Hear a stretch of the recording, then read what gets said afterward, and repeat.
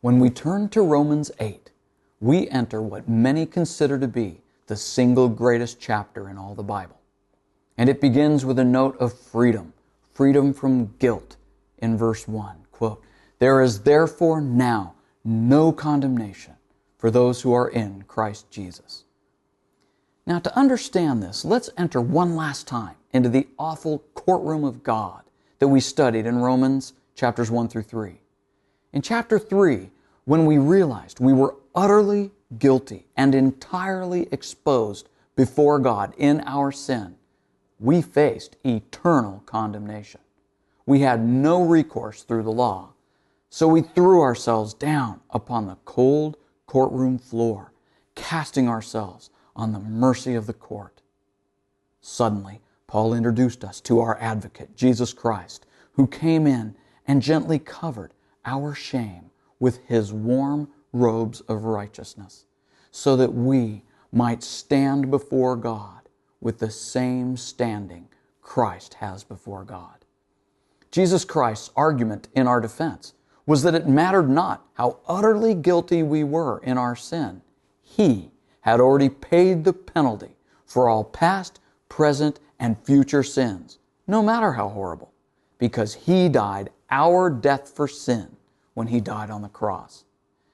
That is where we left the scene back in chapter 3. We know what we did, sin. We know what Christ did, die for our sin. But there is one thing we don't yet know. What will be God's verdict? Well, God's verdict is gleefully pronounced here in Romans 8:1.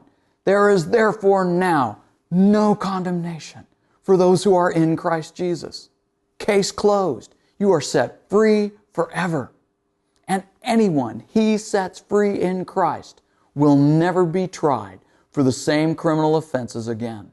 Once set free, you are forever free of past, present, and future sins. This brings home the freedom Christ has purchased for us. We are free from sin in Romans chapter 6. We are free from the law in chapter 7. And here in Romans 8:1, we are free from guilt. Think of that. Free from guilt. You know, guilt does not come from God, as most of us incorrectly assume. God often convicts us with a godly sorrow over our sin. He often asks us the quiet, urgent questions that reveal our sin, but He does not traffic in guilt. It is God Himself who pronounces His verdict. There is therefore now no condemnation for those who are in Christ Jesus. No condemnation means zero guilt.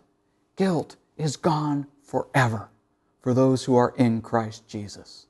What freedom!